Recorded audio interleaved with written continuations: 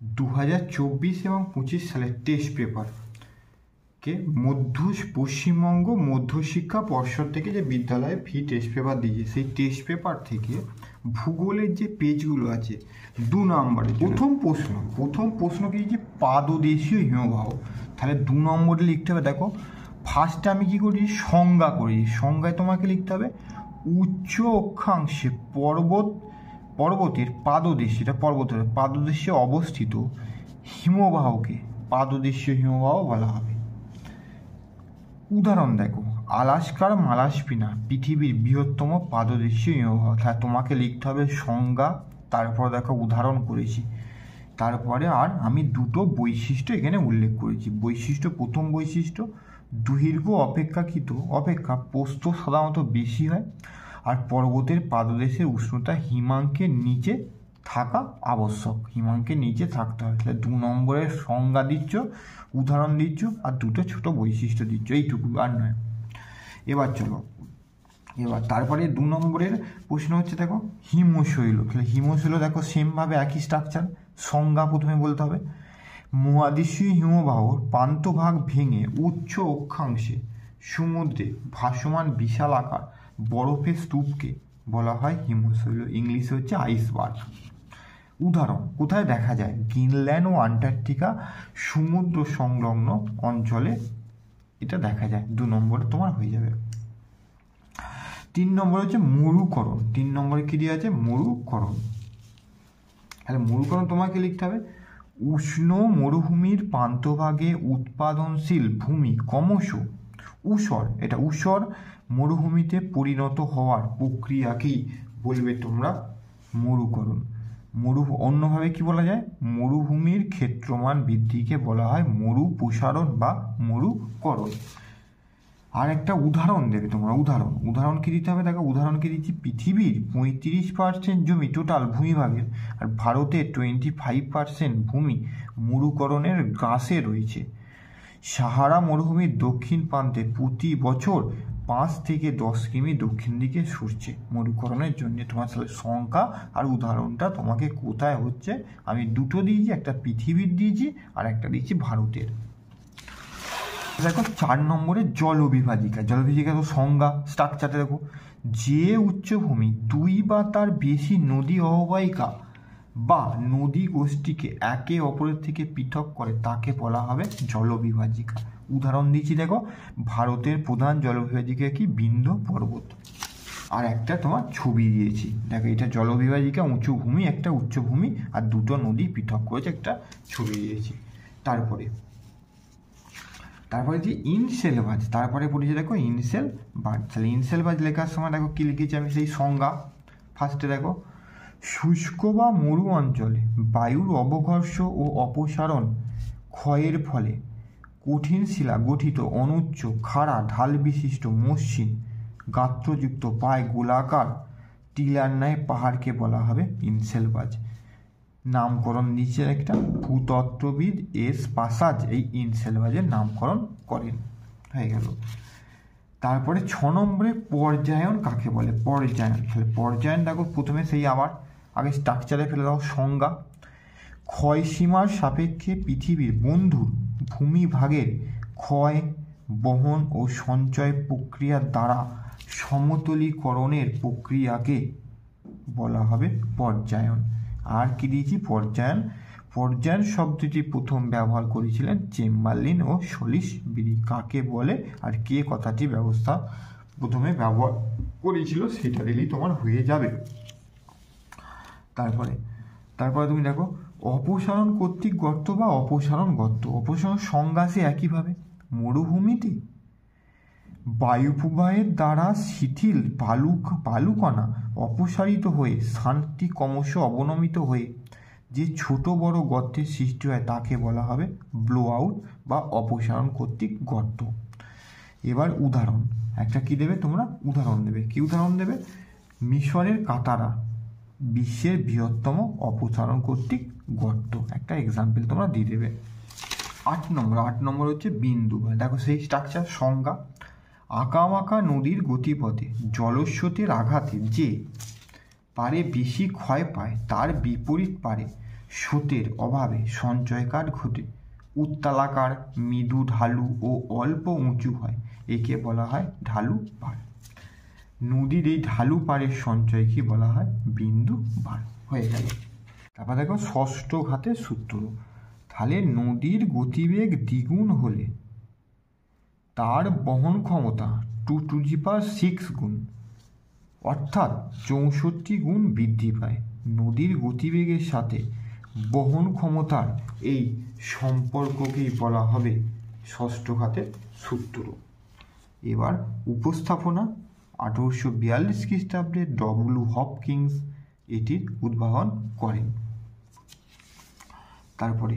তারপর দেখো দিয়েছে ধারণ অববাহিকা। কী দিয়েছে? ধারণ অববাহিকা। কি লিখবে? সংজ্ঞা: উচ্চ প্রবাহে বা পার্বত্য প্রবাহে নদী অববাহিকাকে ধারণ অববাহিকা বলে। পার্বত্য অঞ্চলে মূল নদী তার উপনদীগুলো যতটা এলাকা থেকে জল সংগ্রহ করে এনে যোগান দেয় মূল নদীতে, সেই সমগ্র অঞ্চলকে এক কথা বলা হয় নদীর ধারণ অববাহিকা। গঙ্গা নদীর ক্ষেত্রে দেখো গোমুখ থেকে হরিদ্বার পর্যন্ত গঙ্গার পার্বত্য অববাহিকা গঙ্গার ধারণ অববাহিকার উদাহরণ। তাহলে কাকে বলে সংজ্ঞা দিলে আর তার উদাহরণ দিলে 2 নম্বরে হয়ে যাবে। তারপরে আসো প্রপাতকূপ। প্রপাতকূপ দেখো সংজ্ঞা কি বলেছে? জলপ্রপাতের নিচে যেখানে জল এসে পড়ে সেখানে জলবাহিত শিলাখণ্ডের আঘাতে গোলাকার গর্তের সৃষ্টি হয়। এই গর্তগুলো কি বলা হয়? প্রপাতকূপ। আর একটা এক্সাম্পল দিয়ে দেবে। এক্সাম্পলকে লিখে যে সুবর্ণরেখা নদীর হুড্ডু জলপ্রপাতের তলদেশে কি দেখা যায়? প্রপাতকূপ দেখা যায়। তারপর দেখো পলল শঙ্কু। তাহলে পলল শঙ্কু কি লিখবে? পর্বতের পাদদেশে নদীর সঞ্চয়ের ফলে ত্রিকোণাকার শঙ্কুর মতো মৃদু ঢালু সমভূমি গঠিত হয়, তাকে বলবে পলল শঙ্কু। বৈশিষ্ট্য 2টো বৈশিষ্ট্য জায়গায় দেখো উপাদান: স্থূল পদার্থ নুড়ি, বোল্ডার, বালি দিয়ে গঠিত। ঢাল: পলল শঙ্কুর ঢাল 15 ডিগ্রির মতো। আর উদাহরণ দিয়ে দেবে। শিলিগুড়ির অদূরে তিস্তা নদীতে পলল শঙ্কু লক্ষ্য করা যায়। সর্বশেষ হচ্ছে তোমার বহিজাত প্রক্রিয়া থেকে কেভাস। দেখো কেভাস কাকে বলবে? হিমবাহের উপরিভাগে বরফের মধ্যে গতিপথের সমান্তরাল ও আড়াআড়িভাবে যে চির বা ফাটল সৃষ্টি হয় তাকে কেভাস বলে। সৃষ্টির কারণ একটা সঙ্গে সঙ্গে পয়েন্ট করে তুমি 2 নম্বরের জন্য সৃষ্টির কারণ দেখো বৈষম্যমূলক উভয়ের ফলে হিমবাহে কেভাস সৃষ্টি হয়। 14 নম্বর আছে উষ্ণতার স্বাভাবিক হ্রাসের হার। কাকে বলে? সংজ্ঞা লিখবে প্রথমে। বায়ুমণ্ডলের সর্বনিম্ন স্তর ট্রপোস্ফিয়ারে প্রতি 1000 মিটার উচ্চতা বৃদ্ধিতে 6.4 ডিগ্রি সেলসিয়াসের উষ্ণতা হ্রাস পায়, একে বলা হয় স্বাভাবিক উষ্ণতা হ্রাসের হার। বৈশিষ্ট্য লিখবে: উষ্ণতার স্বাভাবিক হ্রাসের কারণে উচ্চস্থানের উষ্ণতা কম হয় 1টা, আর 2 সমগ্র পৃথিবীব্যাপী স্বাভাবিক হ্রাসের হার সমান নয়। তাহলে স্বাভাবিক উষ্ণতার স্বাভাবিক হ্রাসের সংজ্ঞা আর 2টো বৈশিষ্ট্য 2 নম্বরে তোমরা দিয়ে দিচ্ছ। তারপরে জেট বায়ুর 2টি বৈশিষ্ট্য লেখো। জেট বায়ুর প্রথমে লিখবে প্রবাহ: ঊর্ধ্ব ট্রপোস্ফিয়ারে 9 থেকে 12 কিলোমিটার উচ্চতায় পশ্চিম দিক থেকে পূর্ব দিকে প্রবাহিত হয় 1। আর গতিবেগ লিখবে। জেট বায়ু তীব্র গতিবেগ সম্পন্ন, সাধারণত গতিবেগ 161 থেকে 322 কিমি পার ঘন্টায়। তারপর দেখো 16 নম্বরে ধোঁয়াশা। তাহলে ধোঁয়াশার প্রথমে সংজ্ঞা দেখো। শহর অঞ্চলে, শিল্প অঞ্চলে শীতকালে বিকেলবেলায় ধোঁয়া ও কুয়াশা মিলে ভূপৃষ্ঠ সংলগ্ন বায়ুমণ্ডলে যে অর্ধস্বচ্ছ ধোঁয়াটে অবস্থার সৃষ্টি হয় তাকে বলা হয় ধোঁয়াশা। ধোঁয়াশা সমান ধোঁয়াযুক্ত কুয়াশা। এবার সৃষ্টির কারণ ছোট করে 2 লাইন লিখে দেবে। শহর অঞ্চলে বিদ্যমান sulphur dioxide, carbon monoxide, nitric oxide, ঠিক আছে, এই সমস্ত গ্যাস ও অ্যারোসোল মানে ধূলিকণার আধিক্যে শীতকালে বেশি থাকে। শীতকালে এই সমস্ত কণাগুলো বেশি থাকে জলীয় বাষ্পে আলোক রাসায়নিক বিক্রিয়ার দ্বারা কি হয়? ধোঁয়াশা সৃষ্টি হয়। ধোঁয়াশার পরে দেখবে তোমার বায়ুমণ্ডল থেকে কোশ্চেনটা অনেকবার দেখলাম, অনেক পেজে দিয়েছে দেখলাম। মানুষের ওপর ওজোন স্তরের বিনাশের প্রভাব। তাহলে 2 নম্বরে আমি 2 নম্বরে 2টো প্রভাব লিখলেই হবে তোমাদের। ফার্স্ট দেখো মানব দেহত্বকের আবৃত অংশে আলট্রা ইউভি, এটা ইউভি ড্যাশ দিয়ে বি, আলট্রাভায়োলেট বি দ্বারা রশ্মি দ্বারা সৌরজগ্ধ হয়ে চামড়া তামাটে রং ধারণ করে, চামড়া তামাটে রঙের আন্ডারলাইন করে দেবে তোমরা। আর 2 অতিবেগুনি রশ্মি দ্বারা ত্বকে কি হয়, ক্যান্সার হয়। ত্বকে যে ক্যান্সারটা তোমরা কি করবে, ত্বকে ক্যান্সারটা আন্ডারলাইন করে দেবে। 18টা অ্যালবেডো, তাহলে সংজ্ঞা প্রথমে লাগবে, সূর্য থেকে আগত 100% মোট সৌরশক্তির মধ্যে 34% ভূপৃষ্ঠ ও বায়ুমণ্ডলকে উত্তপ্ত না করে দীর্ঘ তরঙ্গ রূপে মহাশূন্যে ফিরে যায়। এই অকার্যকরী সৌরশক্তিকে পৃথিবীর অ্যালবেডো বলে। এবার 34% এবার তোমার 3টে ভাগ করছে অ্যালবেডো, মেঘ ও অ্যারোসল দ্বারা 25%। 34% মধ্যে দেখো 25 গেল, 7% হচ্ছে বায়ুমণ্ডল আর 2% হচ্ছে ভূপৃষ্ঠ। দেখো যোগ করো 25, 7 আর 2 হয়ে যাবে তোমার 34%। একটা স্টার মার্ক দিয়ে নিচে লিখেছি, পৃথিবী পৃষ্ঠে তুষার আবৃত অঞ্চলে অ্যালবেডোর পরিমাণ হচ্ছে, মানে তুষার আবৃত অঞ্চল থেকে বেশি পরিমাণ অ্যালবেডো প্রতিফলিত হয়, মানে অ্যালবেডোর পরিমাণ সর্বাধিক হচ্ছে তুষার আবৃত অঞ্চল থেকে। তারপরে ITCZ কি, ITCZ প্রথমে দেখো অর্থ লিখেছি, অর্থ ITCZ এর অর্থ ইন্টার টপিক্যাল কনভার্জেন্স, জেডে হচ্ছে জোন। এবার তারপর লিখবে সংজ্ঞা, কর্কটীয় মকরীয় উচ্চচাপ বলয় থেকে যথাক্রমে উত্তর পূর্ব আয়নবায়ু ও দক্ষিণ পূর্ব আয়নবায়ু সারা বছর নিয়মিতভাবে নিরক্ষীয় নিম্নচাপ বলয়ের দিকে প্রবাহিত হয়ে পরস্পর মিলিত হয়ে এই 2 বায়ুর মিলন অঞ্চল কি বলা হবে, ITCZ। তারপরে তোমার অবস্থান একটা পয়েন্ট করে অবস্থান দেবে 5 ডিগ্রি উত্তর থেকে 5 ডিগ্রি দক্ষিণ অক্ষরেখার মধ্যে এই অঞ্চল অবস্থিত। তারপরে জিওস্টপিক বায়ু 20 নম্বরে দেখো, জিওস্টপিক বায়ু, জিওস্টপিক বায়ু তাহলে কাকে বলে, প্রথমে সংজ্ঞা লিখবে। দেখো সংজ্ঞা লিখেছি, ঊর্ধ্ব বায়ু স্তরে যেখানে ঘর্ষণজনিত বাধা থাকে না সেখানে বায়ুচাপীয় ঢাল শক্তি ও কোরোলিস বলের পরস্পরমুখী প্রভাবে সমচাপ রেখার সমান্তরালে প্রবাহিত বায়ু প্রবাহকে বলা হবে জিওস্টপিক বায়ু। উদাহরণ দেবে একটা, জেড বায়ু হলো এক ধরনের জিওস্টপিক বায়ু। আর বৈশিষ্ট্য দিয়েছে একটা, এই বায়ু ভূপৃষ্ঠের ঘর্ষণ স্তরের উপর দিয়ে সর্পিল পথে, তাহলে পশ্চিম থেকে পূর্ব দিকে কি হয়, প্রবাহিত হয়। হয়ে গেল তোমার তাহলে জিওস্টপিক বায়ুর সংজ্ঞা, উদাহরণ জেড বায়ু একটা দিয়ে, আর এই বায়ু হচ্ছে পশ্চিম থেকে পূর্ব দিকে সর্পিল পথে তোমার প্রবাহিত হয়। 21 নম্বর দেখো সমপেশ রেখা, ঠিক আছে, সমপেশ রেখা বা সমচাপ রেখা যেটা বলে সংজ্ঞা, বছরের কোনো নির্দিষ্ট সময়ে ভূপৃষ্ঠের একই বা সমান বায়ুচাপযুক্ত স্থানগুলোকে মানচিত্রে যে কাল্পনিক রেখা দ্বারা যুক্ত করা হয় তাকে বলা হবে সমচাপ রেখা, ঠিক আছে। সমচাপ সমপেশ একই। বৈশিষ্ট্য, বিস্তার লিখবে, দুটো বৈশিষ্ট্য যে অক্ষরেখার পায় সমান্তরালে পূর্ব থেকে পশ্চিমে বিস্তৃত, আর আকৃতি, সমপেশ রেখাগুলো প্রায় বৃত্তাকারে অবস্থান করে। তারপরে 22 নম্বর এবং বায়ুমণ্ডলের প্রশ্নগুলো সর্বশেষ 2 নম্বরের প্রশ্ন, ঘূর্ণপাতের চক্ষু। ঘূর্ণপাতের চক্ষু দেখো সংজ্ঞা লিখেছি প্রথমে, শক্তিশালী ক্রান্তীয় ঘূর্ণপাতের কেন্দ্রে কত, 10 থেকে 20 কিমি, কিন্তু মত পার্থক্য রয়েছে, সেটা মতভেদে 5 থেকে 10 কিমি। ব্যাসের বৃত্তাকৃতি অঞ্চলে ভূপৃষ্ঠের বায়ু গতিহীন, শান্ত, আকাশ মেঘমুক্ত, নির্মল ও বৃষ্টিহীন অবস্থায় থাকে, একে বলা হয় ঘূর্ণপাতের চক্ষু। আর বৈশিষ্ট্য কি, বৈশিষ্ট্য তোমরা লিখে দেবে এখানে আকাশ পরিষ্কার ও মেঘমুক্ত থাকে, আর 2 ঘূর্ণপাতের চক্ষুর পরিধি সর্বাধিক 80 কিমি পর্যন্ত হতে পারে। 23 নম্বর দেখো ল্যান্ডফিল পড়েছে, তাহলে ল্যান্ডফিল কাকে বলে লিখবে, সংজ্ঞা প্রথমে দেখি, কোনো নিচু স্থান বর্জ্য দ্বারা ভরাট করার পদ্ধতিকে ভরাটকরণ বা ইংলিশে ল্যান্ডফিল বলে। শহর অঞ্চলের বাইরে জনহীন নিচু পতিত জমিতে প্রায় 2 মিটার গভীর সুবিস্তৃত গর্ত করা হয়। স্তূপাকারে আবর্জনা ফেলার স্থানকে ডাম্পিং গ্রাউন্ড বলা হয়।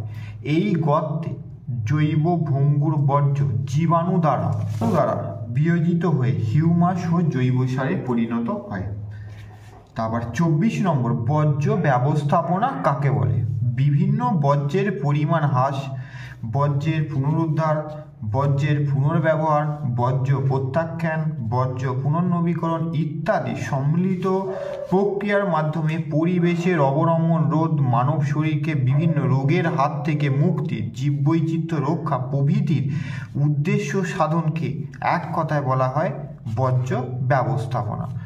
তারপরে 25 দিয়েছে পার্থক্য, রিফিউজ অ্যান্ড রিইউজের মধ্যে বর্জ্যের পার্থক্য দিয়েছে। তাহলে বিষয় সংজ্ঞা দেখো, প্রথমে লিখে পরিবেশকে দূষণমুক্ত রাখার জন্যে মানুষ কিছু কিছু দ্রব্যের ব্যবহার সম্পূর্ণরূপে পরিত্যাগ করছে, কি বলা হয় প্রত্যাখ্যান। আর পুনর্ব্যবহার কাকে বলবে? বর্জ্যকে ফেলে না দিয়ে তা কোনো পরিবর্তন না করে সরাসরি ওই অবস্থায় আবার ব্যবহৃত করলে তখন তাকে বলা হবে বর্জ্যের পুনর্ব্যবহার। উদাহরণ দেখো, নিম্নমানের পলিথিন, থার্মোকল সরাসরি আমরা ব্যবহার প্রত্যাখ্যান করি, তাহলে পরিবেশে বর্জ্যের কম উৎপন্ন হবে। আর পুনর্ব্যবহার পুরনো বই, বোতল, কাঁচ ইত্যাদি, পুরনো বই, বোতল, কাঁচ ইত্যাদি। আর প্রকৃতি কি বলে? বর্জ্যের প্রকৃতিটা কি লিখবে? প্রকৃতি দেখো এটা এদিকে লিখবে, পুনর্ব্যবহার দ্বারা সম্পদের সাশ্রয় ও সংরক্ষিত, এখানটা লিখবে। আর সরাসরি পরিবেশে দূষণের হাত থেকে, সরাসরি এটা পরিবেশটাকে সরাসরি পরিবেশ দূষণের হাত থেকে রক্ষা করা হয় প্রত্যাখ্যানের মাধ্যমে। তারপরে 26 ভার্মি কম্পোস্টিং কি? ভার্মি কম্পোস্টিং দেখো, কেঁচোর স্বাভাবিক জীবনযাত্রাকে কাজে লাগিয়ে জৈব ভঙ্গুর বর্জ্য পদার্থের বিয়োজন ঘটিয়ে হিউমাস জাতীয় মিশ্র সার উৎপাদন করার প্রক্রিয়া কি বলা হয়? Vermi composting. বর্জ্য থেকে কেঁচোর নিচের পুষ্টি সাধন করে এবং কেঁচোর নাইট্রোজেন সমৃদ্ধ মল মিশ্রিত হয়ে তার জৈব সারে পরিণত হয়। 27 তেজস্ক্রিয় বর্জ্য। তেজস্ক্রিয় বর্জ্যের সংজ্ঞা দেখো, যে সমস্ত বর্জ্য তেজস্ক্রিয় পদার্থ থেকে নির্গত হয় তাদের তেজস্ক্রিয় বর্জ্য বলে। উদাহরণ কোন উৎস দেবে? উদাহরণ মানে উৎস ইউরেনিয়ামের খনি, পারমাণবিক বিদ্যুৎ কেন্দ্র ইত্যাদি। আর উদাহরণ ইউরেনিয়াম 235, 238, থোরিয়াম 230 ইত্যাদি হচ্ছে তেজস্ক্রিয় বর্জ্যের উদাহরণ। তারপরে 28 বর্জ্য পুনর্নবীকরণ কাকে বলে? বর্জ্য পুনর্নবীকরণ, তাহলে সংজ্ঞা দেখো, বর্জ্য পদার্থের পরিবর্তন ঘটিয়ে পুনরায় ব্যবহারে উপযোগী করে তোলাকে বর্জ্যের পুনর্নবীকরণ বলে। উদাহরণ তাপবিদ্যুৎ কেন্দ্রের ফ্লাই অ্যাশ থেকে ইট তৈরি করা। আর বৈশিষ্ট্য দুটো দিয়েছি দেখো, পুনর্নবীকরণের মাধ্যমে সম্পদের পুনরুদ্ধার করা হয় আর গুণগত মান তুলনামূলকভাবে কি করা বেশি হয়। তারপরে তোমরা করো 29 দেখো দিয়েছে বৈদ্যুতিক বর্জ্য। বিভিন্ন বৈদ্যুতিক সামগ্রীর অব্যবহৃত বাতিল অংশগুলোকে বৈদ্যুতিক বর্জ্য, ইংলিশে ই ওয়েস্ট বলে। উদাহরণ কোনগুলো? কম্পিউটার, টিভি, মনিটর, রেডিও ইত্যাদি হচ্ছে তোমার ই ওয়েস্ট বর্জ্য। আর একটা মনে রাখবে তোমরা, ভয়ঙ্কর বর্জ্যের ভয়ঙ্করতা বোঝাতে ই ওয়েস্টকে সম্মিলিত জাতিপুঞ্জের সুনামি অফ ওয়েস্ট নামে পরিচিত হচ্ছে বৈদ্যুতিক বা ই ওয়েস্ট বর্জ্যকে। এই টার্মটা সুনামি অফ ওয়েস্ট, এই টার্মটা কাকে বলা হয়? বৈদ্যুতিক বর্জ্য বা ই ওয়েস্টকে বলা হয়। তারপর হচ্ছে বিষাক্ত বর্জ্য। বিষাক্ত বর্জ্য ফার্স্ট সংজ্ঞা দেবে, যেসব বর্জ্য মানুষ সহ সমস্ত জীবের বিপাকীয় কাজকর্মে ব্যাঘাত ঘটিয়ে নানা রোগ সৃষ্টি করে এমনকি মৃত্যু ঘটায় তাদের বিষাক্ত বর্জ্য বলে। উদাহরণ দেবে সীসা, ক্যাডমিয়াম, পারদ, আর্সেনিক, এগুলো হচ্ছে সব বিষাক্ত বর্জ্যের উদাহরণ। তারপরে 31 আসো ইউটোফিকেশন কাকে বলে? দেখো শব্দার্থ লিখবে প্রথমে, গ্রিক শব্দ ইউটোফিকেশন কথার অর্থ জৈব পদার্থ সঞ্চয়ের দ্বারা জলাশয় হচ্ছে ভরাট করা। তারপরে আসবে সংজ্ঞা, কৃষিক্ষেত্রে ব্যবহৃত রাসায়নিক সার থেকে নাইট্রেট, ফসফেট, সালফেট জাতীয় জলে মিশে হ্রদ, জলাশয় বা পুকুরের জলে পুষ্টি মৌলের বৃদ্ধি প্রক্রিয়াকে বলা হয় ইউটোফিকেশন। তারপর আসো স্কাওয়ার 32 এবং বর্জ্য ব্যবস্থাপনার শেষ 2 নম্বরের প্রশ্ন, তোমার এটা টেস্ট পেপার থেকে শেষ প্রশ্নটা। স্কাওয়ার সংজ্ঞা, শিল্প নির্গত বায়ু দূষণকারী পদার্থের অপসারণ ঘটিয়ে বায়ুকে বিপদমুক্ত করা কি স্কাওয়ার বলে। উচ্চ প্রযুক্তির মাধ্যমে এই যন্ত্রের দ্বারা বর্জ্য ও গ্যাস শোধন ও লঘুকরণের মাধ্যমে পরিবেশে ছাড়া হয়। এটির আবার দুটি ভাগ, একটা শুষ্ক স্কাওয়ার, একটা হচ্ছে আর্দ্র স্কাওয়ার। ঢাকা পড়েছে, তাহলে বানডাকা কাকে বলে দেখো সংজ্ঞা, ভরা কোটালের সময় সমুদ্রের জল অধিক ফুলে উঠে নদী মোহনার মধ্যে দিয়ে প্রবল বেগে নদী ঘাটে উজানের দিকে প্রবেশ করলে যে প্রবল জলোচ্ছ্বাস ঘটায় তাকেই বানডাকা বলে। আর সাথে তোমরা কি উদাহরণ দেবে, আমাজন নদীতে এবং হুগলি নদীর মোহনায় তোমার বানডাকা দেখা যায়, সেটা উদাহরণ আর সংজ্ঞা দিলেই তোমার 2 নম্বর পেয়ে যাবে। তারপর হচ্ছে সিজিগি 34 নম্বর। সিজিগি দেখো প্রথমে লিখেছি অর্থ, অর্থ কি? গ্রিক শব্দ সুকুগস SUZUGOS থেকে সিজিগি কথাটি এসেছে, যার কথা অর্থ হচ্ছে সিজিগি কথার গ্রিক শব্দ, এটা থেকে উৎপত্তি হয়েছে সিজিগি, যার অর্থ হচ্ছে যোগবিন্দু। তারপর তোমরা দেবে সংজ্ঞা। সংজ্ঞা কি দিয়েছে? সূর্য, পৃথিবী ও চাঁদের কেন্দ্রবিন্দু একই সরলরেখায় অবস্থান করলে তাকে বলা হবে সিজিগি। আর সময়কাল কখন সিজিগি হয়? অমাবস্যা ও পূর্ণিমা তিথিতে সিজিগি অবস্থান সংঘটিত হয়। তাহলে সিজিগির অর্থ, তার সংজ্ঞা দিচ্ছ এবং কোন সময়ে হয় সেটা দিলেই তোমার হয়ে যাচ্ছে। 35 নম্বর দেখো হিমপ্রাচীর। এবার হিমপ্রাচীরের সংজ্ঞা। প্রথম লাইনে কি লেখা আছে? যে সীমারেখা দ্বারা উষ্ণ স্রোত ও শীতল স্রোত পরস্পর পৃথক করা যায় সেই সীমারেখাকেই বলা হবে হিমপ্রাচীর। উদাহরণ কোথায় দেখা যায়? দেখো উত্তর আটলান্টিক মহাসাগরে উত্তর দিক থেকে আসে দেখো শীতল ল্যাব্রাডর স্রোত, আর দক্ষিণ দিক থেকে আগত নীল বর্ণের উষ্ণ উপসাগরীয় স্রোত। শীতল স্রোত আর শীতল স্রোতের কালার হচ্ছে সবুজ বর্ণের, আর উষ্ণ উপসাগরীয় স্রোতের বর্ণ হচ্ছে নীল বর্ণের। পরস্পর দেখো হিমপ্রাচীর দ্বারা পরস্পর একটা সীমারেখা হিমপ্রাচীর দ্বারা পরস্পর থেকে পৃথক করা যায়, যেটা এই শীতল ল্যাব্রাডর স্রোত এবং উষ্ণ উপসাগরীয় স্রোতের মধ্যে হিমপ্রাচীরটা লক্ষ্য করা যায়। তারপরে প্রশ্ন 36 নম্বর হচ্ছে শৈবাল সাগর। শৈবাল সাগরের প্রথমে আমরা জেনে নেব সংজ্ঞা। সংজ্ঞা কি বলেছে? সমুদ্রের মাঝের সথিন শান্ত শৈবাল আগাছাপূর্ণ অংশকে শৈবাল সাগর বা সারগাছু সমুদ্র বলে। সৃষ্টির কারণ, কি কারণে সৃষ্টি হয়ে দেখো পয়েন্ট করা হয়েছে, কয়েকটি সমুদ্র স্রোতের পরস্পর মিলনের ফলে সৃষ্ট চক্রাকারে জলাবর্তের জন্য শৈবাল সাগর সৃষ্টি হয়। এবার উদাহরণ দিতে হবে। উদাহরণ দেখো কি দিয়েছি?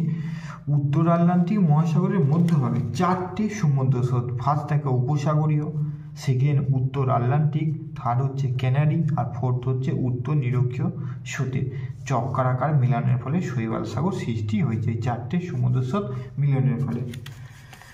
আর এটা একটা বাদ রয়ে গেল বর্জ্য ব্যবস্থাপনা থেকে, দেখলাম প্রশ্নটা লেখা হয়নি। হুগলি নদীতে বর্জ্য পদার্থের প্রভাব। ফার্স্ট লিখবে নদী ভরাটকরণ।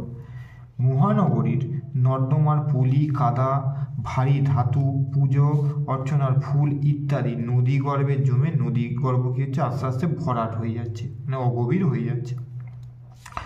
2 মাছ হাঁস। নদীতে জল দূষণের জন্যে নদীর জলের মান খারাপ হয়ে যাওয়ায় হুগলি নদীতে বিভিন্ন মাছ ও জলজ প্রাণীদের জীবন সংকটপূর্ণ হয়ে যাচ্ছে। মানে ইলিশ মাছ এই দূষণের জন্যই নদী মহানদী হুগলি নদীর মধ্যে প্রবেশ করছে না। এই দূষণের জন্য কিন্তু মাছের সংখ্যা হ্রাস হয়ে যাচ্ছে। এবারে ভারতের প্রাকৃতিক এবং অর্থনৈতিক পরিবেশ থেকে দেখো 38 নম্বর জল সংরক্ষণের দুটি উদ্দেশ্য। প্রথমে তোমার লিখবে বর্ষায় নালা, পুকুর, জলাশয়ে পৃষ্ঠ জল জমা করা 1 নম্বর, জমা করে শুষ্ক ঋতুর জন্য জল সংরক্ষণ করা 1 নম্বর, আর 2 ভৌমজলের ভান্ডার বৃদ্ধি করা। এবার হচ্ছে 39 নম্বর কৃষি বনসৃজন। কৃষি বনসৃজনের সংজ্ঞা প্রথমে দেখো, কৃষক দ্বারা তার নিজ অধিকারভুক্ত কৃষি জমি বা পতিত জমিতে কৃষিকাজের সঙ্গে কী করবে? কাঠ, সবুজ সার, ভেষজ দ্রব্য, ফলমূল আহরণের জন্য বৃক্ষরোপণ করে বনসৃজন করাকে বলা হয় কৃষি বনসৃজন। এটা সংজ্ঞা লিখলেই তোমার হয়ে যাবে। এবার তারপরে হচ্ছে 40 নম্বর সামাজিক বনসৃজনের দুটো তোমরা উদ্দেশ্য কি লিখবে? অব্যবহৃত জমি ও অনুর্বর জমি মানে মাটিকে উদ্ধার করা। আর 2 নম্বর দেখো তোমরা পতিত, পরিত্যক্ত, অনাবাদী, উন্মুক্ত জমিতে বনভূমি সৃষ্টি করা। তাহলে অব্যবহৃত জমি ও অনুর্বর মাটি উদ্ধার করা হচ্ছে গাছ লাগিয়ে। আর 2 নম্বর পতিত, যে সমস্ত পরিত্যক্ত পড়ে আছে, অনাবাদী, চাষাবাদ করা হয় না, সেই সমস্ত জমিতে গাছ লাগিয়ে বনভূমি সৃষ্টি হচ্ছে। এটা হচ্ছে দুটো উদ্দেশ্য। তারপরে 41 ধারণযোগ্য উন্নয়ন কাকে বলে? ভালো করে তোমরা এটা পড়বে। ভবিষ্যৎ প্রজন্মের প্রয়োজন মেটানোর ক্ষেত্রে কোনো আপোষ না করে বর্তমান প্রজন্মের চাহিদা মেটানোর জন্য গৃহীত পরিকল্পনাকে বলা হবে ধারণযোগ্য উন্নয়ন। এটা এভা বেলফোর এই স্থিতিশীল উন্নয়ন শব্দটি প্রথম ব্যবহার করেছিলেন। তারপরে তোমরা আসবে 42 দেখো বহুমুখী নদী পরিকল্পনা। তাহলে বহুমুখী নদী পরিকল্পনা, নদীতে বাঁধ দিয়ে নদীর মোট জলরাশিকে কাজে লাগিয়ে মানব কল্যাণের বহুমুখী উদ্দেশ্য সাধন করার প্রক্রিয়াকে বলবে বহুমুখী নদী পরিকল্পনা। তারপর তোমার উদাহরণ দিতে হবে। ভারতের প্রথম বহুমুখী নদী পরিকল্পনা ডিভিসির ফুল ফর্ম হচ্ছে দামোদর ভ্যালি কর্পোরেশন, যে 1948 সালে শুরু হয়েছিল, হ্যাঁ, দামোদর নদীর ওপরে। তারপরে 43 দেখো, 43 কারেওয়া কি জন্যে বিখ্যাত। তাহলে কারওয়া দেখো জম্মু কাশ্মীরে পীরপাঞ্জাল এবং জাসকর পর্বতশ্রেণীর মাঝে নদী ও হিমবাহ দ্বারা ভরাট হয়ে যে ধাপযুক্ত উর্বর পলিস্তর সৃষ্টি হয় তাকে বলা হবে কারেওয়া। কারেওয়া কি জন্যে বিখ্যাত? কারেওয়া হচ্ছে জাফরান চাষের জন্য প্রসিদ্ধ। 44 নম্বর কচ্ছের রণ, দেখলাম দিয়েছে অনেক জায়গায়। কচ্ছের রণ কি? প্রথমে দেখবে অর্থ, রণ শব্দের অর্থ হচ্ছে লবণাক্ত জলাভূমি। সংজ্ঞা কি দিয়েছে? গুজরাটের কচ্ছ উপদ্বীপের উত্তর পূর্বের লবণাক্ত জলাভূমিকে কচ্ছের রণ বলে। তারপরে সৃষ্টি, ভূমিকম্পের ফলে এই অঞ্চলটি বসে গিয়ে জলাভূমি সৃষ্টি হয়েছে। তাহলে তোমরা কচ্ছের রণ পড়লে অর্থ, সংজ্ঞা আর সৃষ্টি ছোট করে 3 লাইনের মধ্যে কিন্তু সুন্দরভাবে লেখা হয়ে যাচ্ছে। এবং আজকের হচ্ছে ভিডিওর সর্বশেষ প্রশ্ন, দুন কি? তাহলে দুন দেখো লেখা আছে 1 লাইনে, শিবালিক ও হিমালয়ের মাঝে সৃষ্ট নিম্ন উপত্যকাকে বলা হয় দুন। তারপরে দিয়েছে উৎপত্তি বা সৃষ্টি। উৎপত্তি লিখবে শিবালিক উত্থানের সময় হিমাদ্রি ও হিমালয় থেকে আগত নদীগুলো গতি রুদ্ধ হয়ে কি সৃষ্টি হয়েছে? হ্রদ। এই হ্রদের জলে, এই হ্রদের মধ্যে পলি, নুড়ি, কাকড় ইত্যাদি দ্বারা ভরাট হতে থাকে। পরবর্তীকালে নদীগুলি শিবালিক কেটে দক্ষিণে প্রবাহিত হলে এদের জল সরে গিয়ে ওই নুড়ি, কাকড়, পলি, বালি যা আছে দিয়ে ইত্যাদি উপত্যকা সৃষ্টি হয়। এই উপত্যকার নামই হচ্ছে দুন উপত্যকা। তার মধ্যে বিখ্যাত হচ্ছে যে দুন, সেই দুনের নাম হচ্ছে দেরাদুন। দেরাদুন উপত্যকা বিখ্যাত একটা দুন উপত্যকা। মৌসুমী বিস্ফোরণ, তাহলে ফার্স্ট জুন মাসের প্রথম সপ্তাহে দক্ষিণ পশ্চিম মৌসুমী বায়ুর আরবীয় শাখা প্রচুর পরিমাণে জলীয় বাষ্প বহন করে এনে পশ্চিমঘাট পার্বত্য অঞ্চলে আছড়ে পড়ে। হঠাৎ প্রচণ্ডভাবে ঘন মেঘ, দমকা বায়ু সহ ঝড় বৃষ্টি ও মুষলধারে বর্ষণের আবির্ভাব ঘটায়। কি বলা হয়? মৌসুমী বিস্ফোরণ। কেরালার যে কর্ণাটক কেরালা উপকূলে তোমার মৌসুমী বিস্ফোরণের দ্বারা ভারতে বর্ষাকালের সূচনা হয়। 47 দেখো খাদার।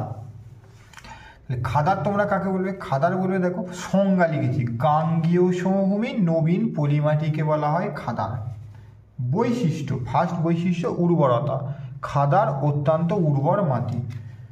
সেকেন্ড হচ্ছে রং হচ্ছে ধূসর বর্ণের। তৃতীয় হচ্ছে জল ধারণ ক্ষমতা খুব বেশি।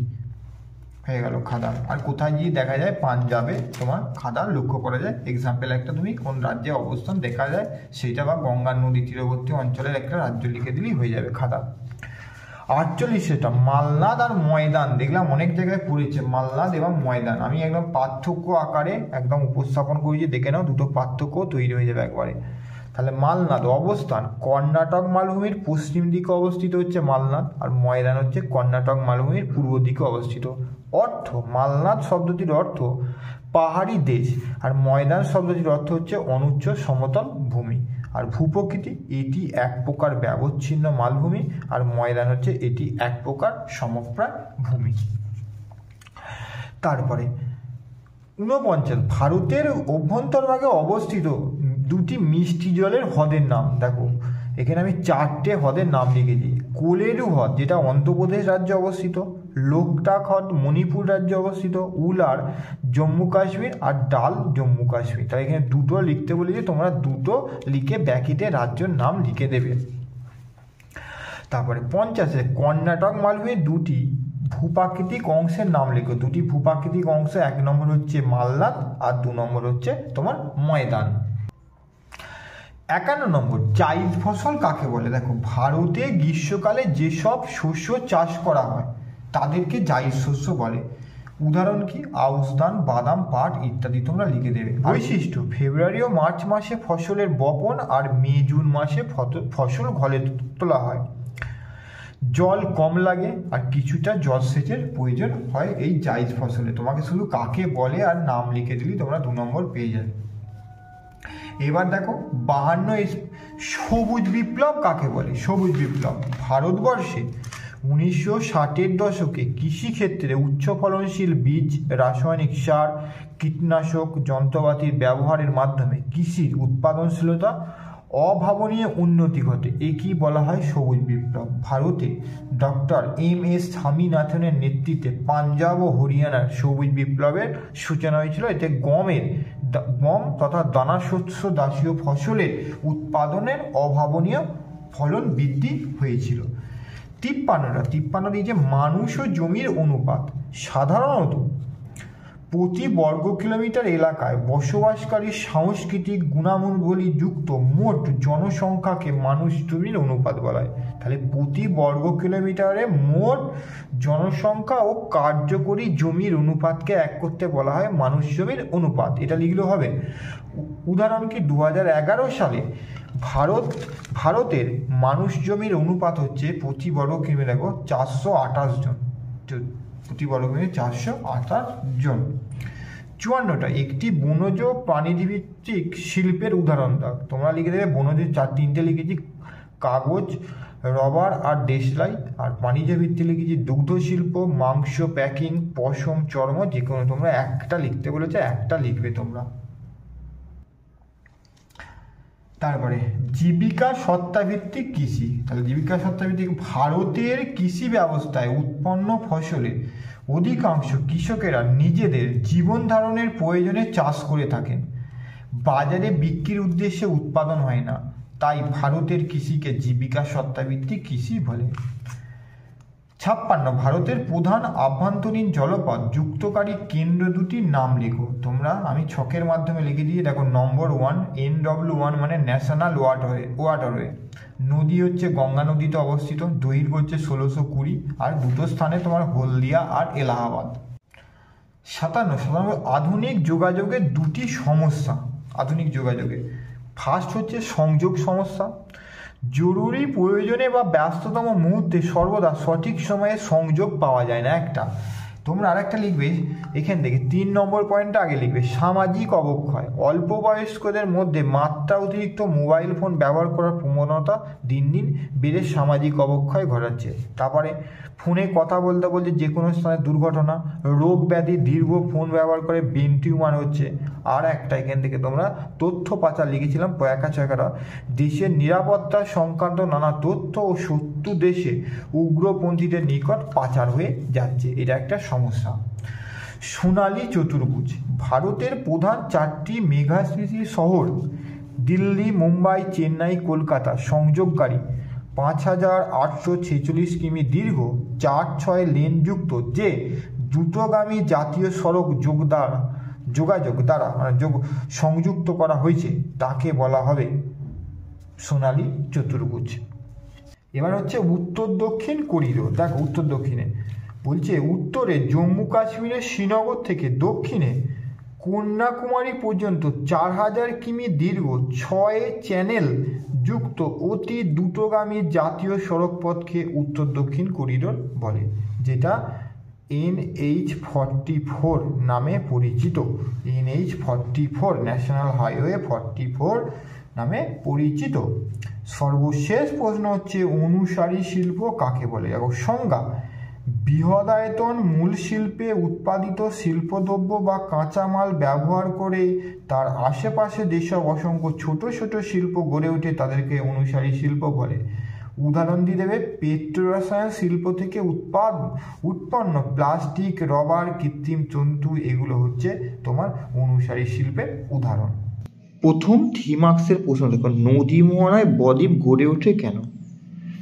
নদীর মোহনায় বদ্বীপ সৃষ্টির জন্য গুরুত্বপূর্ণ অনুকূল পরিবেশগুলি হলো, ফার্স্ট পয়েন্ট দেখো পলিযুক্ত নদী। প্রথম পয়েন্টটা, নদীর মোহনায় বদ্বীপ সৃষ্টির অনুকূল পরিবেশের মধ্যে অন্যতম হলো পলিযুক্ত নদী।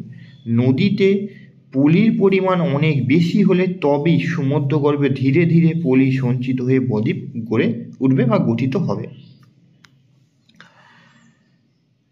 2 নম্বর পয়েন্টটা দেখো, বলছেন নদীর 3টি প্রবাহ। নদীর মোহনায় বদ্বীপ গঠনের ক্ষেত্রে নদীর গতিপথ দীর্ঘ হতে হবে। মধ্য ও নিম্ন প্রবাহ দীর্ঘ হলে বেশি পরিমাণে পলি সঞ্চিত হবে, যা বদ্বীপ গঠনের ক্ষেত্রে সহায়ক হয়ে উঠবে।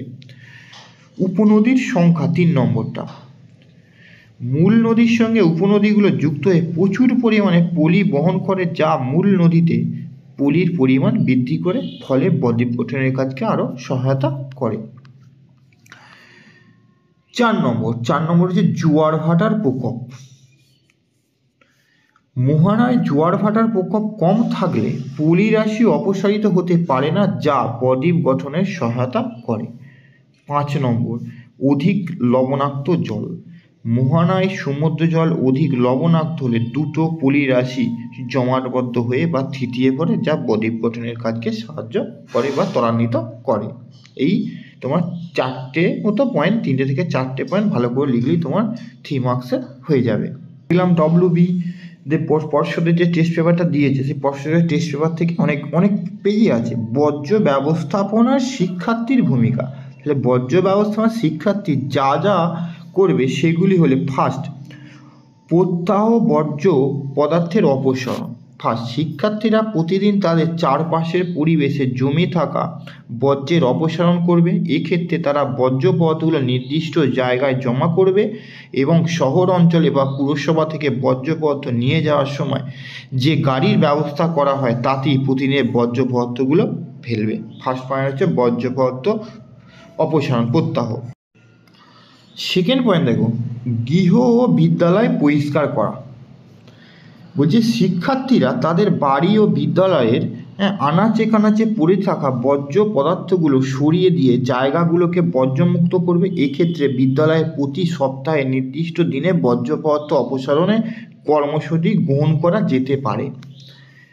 3 নম্বর, বর্জ্য পদার্থের উৎপাদন কমানো। শিক্ষার্থীদের জিনিসপত্রের সঠিক ব্যবহার শিখতে হবে। তারা যাতে নির্দিষ্ট জিনিসগুলোর অপচয় কমিয়ে বর্জ্য পদার্থের উৎপাদন কমাতে পারে সেই বিষয়টা তাদের লক্ষ্য রাখতে হবে। 4, জনসচেতনতা।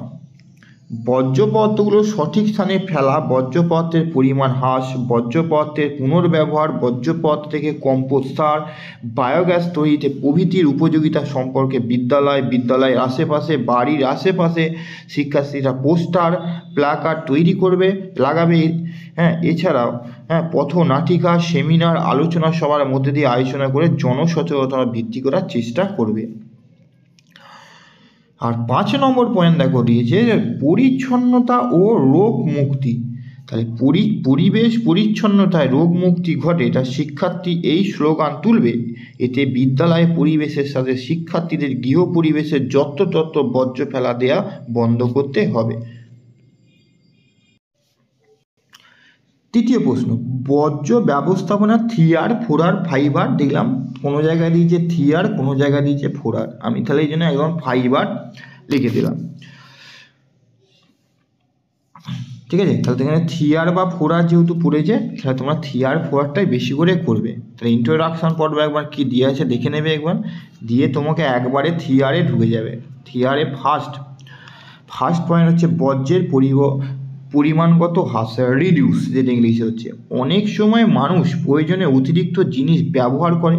জিনিসপত্রের ব্যবহার ক্রমশ বাড়তে থাকলে বর্জ্যের পরিমাণও বাড়বে। সুতরাং জিনিসপত্রের ব্যবহার কমানো দরকার, তাতে বর্জ্যের পরিমাণও কমবে। 2 নম্বর হচ্ছে পুনর্ব্যবহার। 2 নম্বর দেখো দিয়ে হচ্ছে পুনর্ব্যবহার, ইংলিশে হচ্ছে রিইউজ। এখন মানুষ অনেক জিনিস একবার ব্যবহার করে ফেলে দেয়, একে use and throw use system বলে। বর্জ্যের পরিমাণ কমাতে হলে আমাদের পুনর্ব্যবহার অভ্যাস বাড়াতে হবে। যেমন পেনের কালি শেষ হয়ে গেলে আরেকটি পেন না কিনে বাজার থেকে যে কালি কিংবা রিফিল কিনে ব্যবহার করতে পারি, তাহলে বর্জ্যের পুনর্ব্যবহার করা সম্ভব। 3, তারপরে পুনরাবর্তন, রিসাইকেল। বর্জ্য পদার্থ কাঁচামাল হিসাবে বারবার ব্যবহার করে সম্পদে পরিণত করাকে পুনরাবর্তন বলে। যেমন কাগজ, কাঁচ, প্লাস্টিক, লোহা, অ্যালুমিনিয়াম এভাবে বারবার ব্যবহার করা যায়, তবে এক্ষেত্রে গুণগত আগের চেয়ে কিছুটা কম হয়। এর চেয়ে বর্জ্যের উৎপাদনের পরিমাণ অনেকটা কী হবে, কম হবে। পুনরাবর্তন হচ্ছে রিসাইকেল। এবার হচ্ছে পুনরুদ্ধার। পুনরুদ্ধার হচ্ছে রিকভার, ইংলিশে রিকভার।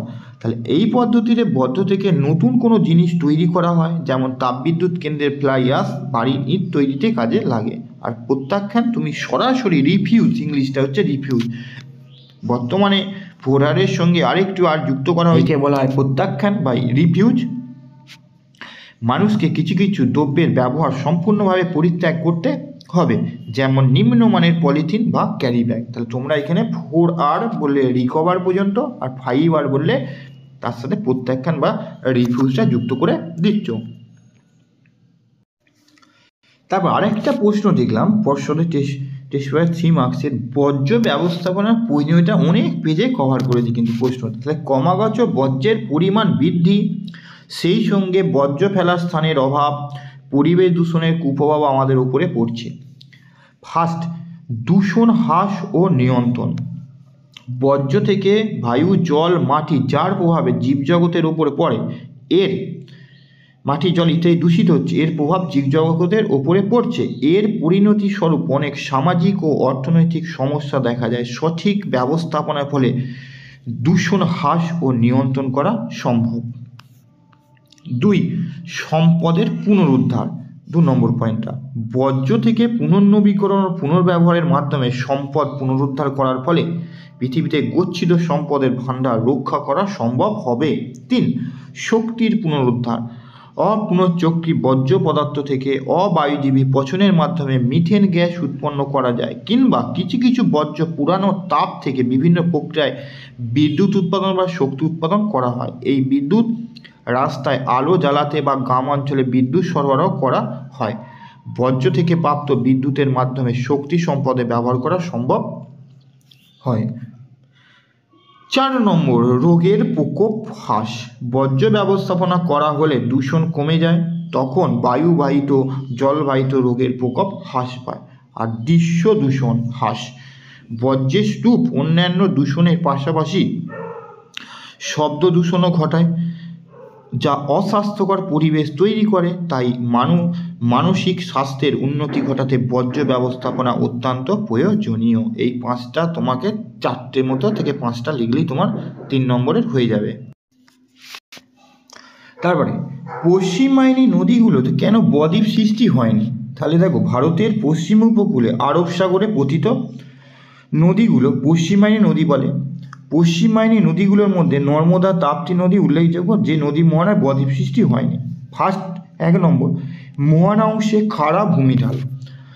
টারশিয়ারি যুগে প্রবল ভূ আন্দোলনে যখন হিমালয় পর্বত সৃষ্টি হয়, তখন উপদ্বীপীয় ভারত ও পূর্ব দিকে হেলে যায়, পশ্চিম উপকূলে খাড়া বসে যায়।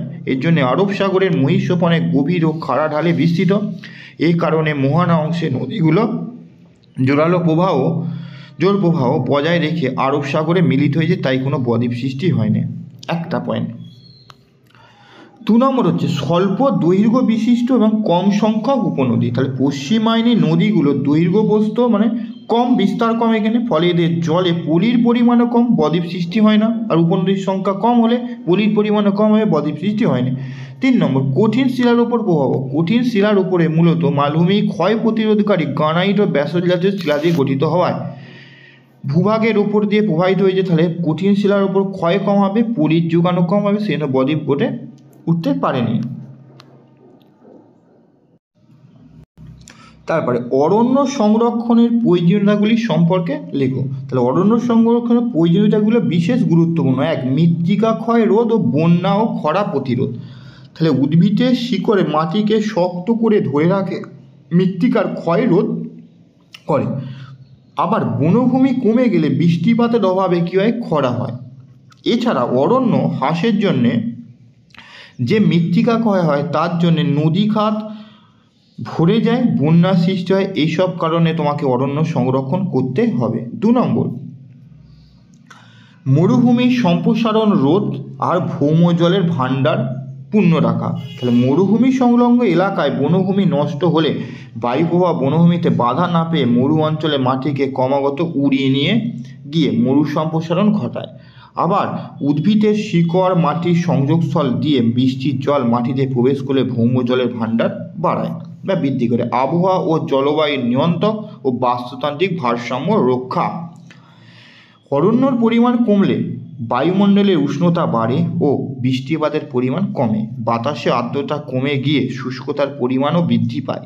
এছাড়া বনভূমি সংরক্ষিত না হলে উদ্ভিদের উপর নির্ভরশীল প্রাণীকুল খাদ্য শৃঙ্খল খাদ্য জল রচনা করতে পারে না, ফলে বাস্তুতান্ত্রিক ভারসাম্য বিঘ্নিত হয়। এই তিনটে তোমরা ভালো করে লিখে দেবে।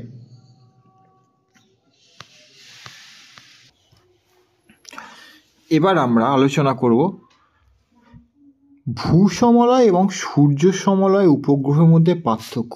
এটা 2025 সালের 3 নম্বরে পড়ার চান্স খুব বেশি।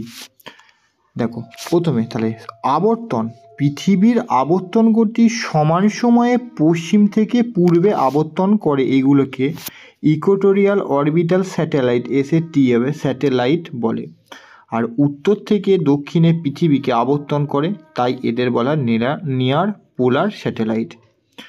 অবস্থান দেখো 35 থেকে 36,000 কিলোমিটার সমুদ্রপৃষ্ঠ থেকে উঠছে, আর এটা হচ্ছে 700 থেকে 900 700 থেকে 800 বা 900 করে দেবে, 700 থেকে 900 কিমি উচ্চতা এটা অবস্থান করে। তারপরে কক্ষপথ দেখো, কক্ষপথ তোমার কি লিখবে? কক্ষপথে নিরক্ষীয় তলের সমান্তরালে অবস্থিত আর মেরু অঞ্চলের প্রায় সমান্তরালে অবস্থিত কক্ষপথ। চিত্র সংগ্রহ, পৃথিবীর কোনো নির্দিষ্ট জায়গায় ছবি তোলে একেবারে অর্ধেক পৃথিবীর ছবি তুলতে পারে। আর আবর্তন পথ বরাবর বিভিন্ন স্থানের ছবি তোলে, প্রত্যেকবারে চওড়া ফালির মতো অংশের ছবি তোলে। আর ব্যবহার মূলত আবহাওয়া সংক্রান্ত যোগাযোগের ক্ষেত্রে এই স্যাটেলাইট ভূসমলয় উপগ্রহের ব্যবহার বেশি। আর এটা সম্পদ সমীক্ষা জরিপ সংক্রান্ত কাজে এর ব্যবহার হচ্ছে তোমার বেশি। তারপরে আরেকটা প্রশ্ন দেখো, পাঞ্জাব ও হরিয়ানা রাজ্য কৃষিতে উন্নতি কারণগুলো কি কি? দেখবে অনেকবার টেস্ট পেপারে দিয়েছে। পাঞ্জাব ও হরিয়ানার কৃষির উন্নতির কারণগুলো, ফার্স্ট 1 নম্বর সমতল ভূপ্রকৃতি ও নদ নদীর বিন্যাস। এই অঞ্চলের বেশিরভাগ ভূমি হচ্ছে সমতল প্রকৃতির, যার উচ্চতা অনধিক 300 মিটার। এটির দক্ষিণ পশ্চিমে কিছুটা ঢালু। এই ভূমিরূপ কৃষিকাজের জন্য আদর্শ। আবার এখানে শতদ্রু, বিপাশা, যমুনা, ইরাবতী, ঘরঘরা ইত্যাদি নদীর পলি সঞ্চয়ের ফলে বেট নামক নবীন পলিমাটির সমভূমির সৃষ্টি হয়েছে, যা চাষের উপযুক্ত। 2 হচ্ছে অনুকূল জলবায়ু। পাঞ্জাব হরিয়ানা অঞ্চলে শুষ্ক শীতল উপক্রান্তীয় জলবায়ু ও উপক্রান্তীয় স্টেপ জলবায়ু দেখা যায়। এই উপক্রান্তীয় স্টেপ জলবায়ু গম চাষের জন্য উপযোগী। দুটো ভাগ করেছে, একটা উষ্ণতা আর একটা বৃষ্টিপাত। দেখো গ্রীষ্মকালীন গড় উষ্ণতা 24 থেকে 41, আর শীতকালীন গড় দিয়েছে 23। এটা 23 নয়, তোমরা এই শীতকালীনটা তোমরা গড় করে দেবে তোমার 15 থেকে 20 ডিগ্রি। শীতে কোথাও কোথাও উষ্ণান্ত হিমাঙ্কের নিচে নেমে গেলে এখানে শীতকালীন উষ্ণতা গম চাষের জন্য আদর্শ। বৃষ্টিপাত দেখো, বার্ষিক গড় বৃষ্টিপাতের পরিমাণ 25 থেকে 100 সেন্টিমিটার। সেই জন্যে ডাল জাতীয় শস্য ইত্যাদি বৃষ্টিপাতের, তার সাথে গমের চাষটাও এখানে খুব ভালো হয়। 3 নম্বর পয়েন্ট দিয়েছে সবুজ বিপ্লবের প্রভাব, জলসেচের প্রসার আর উচ্চ ফলনশীল তোমার বীজের ব্যবহার। তাহলে এখানে শুষ্ক এবং কম বৃষ্টিপাতযুক্ত অঞ্চলে শতদ্রু, ভাগড়া, নাঙ্গাল নদীর বাঁধের পিছনে জলাধার থেকে খাল কেটে এখানে জলসেচ করা হয়। আর দিচ্ছে উচ্চ ফলনশীল বীজের মধ্যে দেখো কী কী বীজ ব্যবহার করা হয়েছে। সোনা 227, সোনা 68, সোনালিকা ইত্যাদি বীজ ব্যবহার করে যথেষ্ট পরিমাণে, এবং রাসায়নিক সারের ব্যবহার করে ফলনের মাত্রা বেড়েছে। আর একটা কৃষি যন্ত্রপাতির ব্যবহার বৃদ্ধি।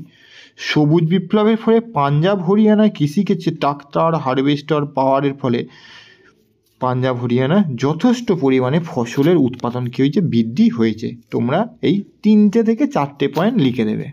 এবার আমরা দেখে নেব উপগ্রহ চিত্রের ব্যবহার। উপগ্রহ চিত্রের ব্যবহারগুলো দেখো, ফার্স্ট সম্পদ নিরীক্ষণ ও আবহাওয়ার পূর্বাভাস।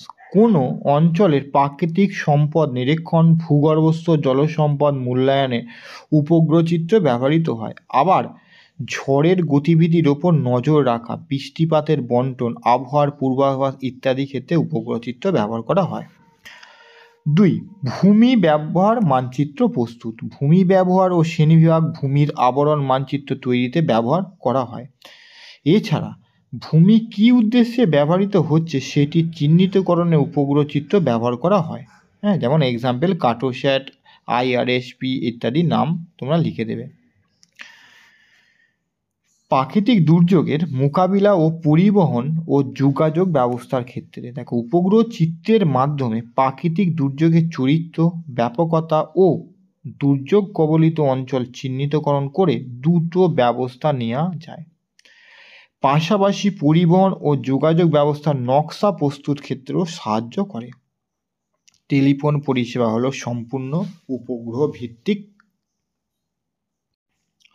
তারপরে কৃষি বৈচিত্র্য নির্ধারণ। উপগ্রহ চিত্র বিশ্লেষণের দ্বারা কৃষি এলাকা নির্ধারণ এবং ভূমি ব্যবহার, শস্যের প্রকৃতি, প্রকার সম্পর্কে তথ্য লাভ করা সম্ভব। তাছাড়া বিকিরিত তরঙ্গ রশ্মি তরঙ্গ দৈর্ঘ্যের পার্থক্যর ভিত্তিতে শস্যর বৈচিত্র্য জানা যায়। সর্বশেষ 5 নম্বরে স্বাভাবিক উদ্ভিদের বন্টন। প্রায় অবলোহিত বর্ণালীর সহায়তায় স্বাভাবিক উদ্ভিদের বন্টন উপগ্রহ চিত্র থেকে পাওয়া যায়। বনভূমির ঘনত্ব, উদ্ভিদের ক্লোরোফিলের মাত্রা ইত্যাদি নির্ধারণ করা উপগ্রহ চিত্রের সাহায্যের মাধ্যমে সম্ভব। ওজোন স্ফিয়ারের গুরুত্ব বা ওজোন স্তরের গুরুত্ব। তাহলে ওজোন হচ্ছে হালকা নীলাভ আঁশটে গন্ধযুক্ত একটা গ্যাস, সংকেত হচ্ছে O3। বায়ুমণ্ডলের স্ট্র্যাটোস্ফিয়ার দেখো 25 থেকে 35 কিলোমিটার, কোনো বইয়েতে 20 থেকে 35 কিলোমিটার উচ্চতায় ওজোন গ্যাসের প্রাধান্যযুক্ত স্তর, তার নাম হচ্ছে ওজোনোস্ফিয়ার। গুরুত্ব, ফার্স্টে অতিবেগুনি রশ্মি শোষণ, হ্যাঁ তালবস্যয় ওকা মধ্যাহ্ন, এটা শোষণ। ক্ষতিকারক অতিবেগুনি রশ্মি শোষণ দ্বারা পৃথিবীর সমস্ত জীবকুলকে কী করে, রক্ষা করে। 2.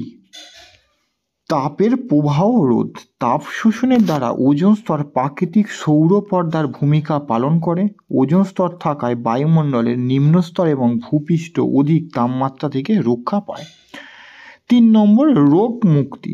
ওজোন স্তর সূর্য থেকে আগত ক্ষতিকারক অতিবেগুনি রশ্মি শোষণ করে। ওজোন স্তর না থাকলে অথবা পৃথিবীর বায়ুমণ্ডলের যেসব স্থানে ওজোন গ্যাসের ঘনত্ব 210 ইউনিটের নিচে, সেই সমস্ত স্থানে অতিবেগুনি রশ্মি প্রবেশ করে প্রাণীর ত্বকে ক্যান্সার হয়। 4 নম্বর হচ্ছে বাস্তুতান্ত্রিক পরিবর্তন। বায়ুমণ্ডলের chlorofluoro carbon, halon, nitrous oxide প্রভৃতি গ্যাসের পরিমাণ বৃদ্ধিতে ওজোন স্তরে ওজোন গ্যাস হ্রাস পাচ্ছে। ওজোন গহ্বর তৈরি হয়, যা পৃথিবীর ফলে পৃথিবীর বাস্তুতান্ত্রিক ভারসাম্য নষ্ট হচ্ছে।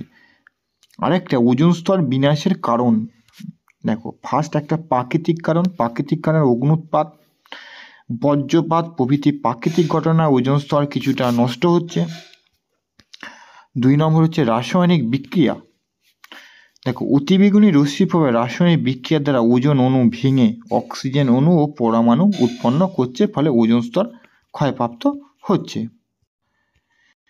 3 নম্বরটা সূর্যরশ্মির পরিমাণ বৃদ্ধি। প্রতি 10-15 বছর বেড়ে যাওয়ায় সূর্যের ক্ষুদ্র তরঙ্গ রশ্মির সাথে বিক্রিয়া করে নাইট্রাস অক্সাইডে পরিণত হয়।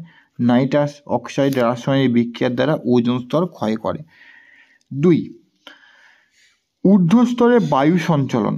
মেরু অঞ্চল, বিশেষত কুমেরু অঞ্চলের ওপর থেকে ওজোন গ্যাস সরে গিয়ে উপমেরু অঞ্চলে দেখো 60 থেকে 70 ডিগ্রি হয়েছে সঞ্চিত হয়। কত উপমেরুটা 60 থেকে 70 ডিগ্রি অক্ষাংশের মধ্যে। এর ফলে কুমেরু অঞ্চলে ওজোন গহ্বর তৈরি হয়। আর মনুষ্য সৃষ্ট কারণের মধ্যে দেখো ক্লোরোফ্লোরো কার্বন ও হ্যালোন গ্যাস কোথা থেকে উৎপন্ন হয়? রেফ্রিজারেটর, শীততাপ নিয়ন্ত্রক যন্ত্র প্রভৃতি থেকে উৎপন্ন হয়। সালফেট কণা, কারখানার চিমনি থেকে নির্গত সালফেট ওজোন স্তরকে ধ্বংস করে। আর নাইট্রোজেন অক্সাইড জেট বিমান থেকে নির্গত হয়, যা ওজোন স্তরকে ধ্বংস করে।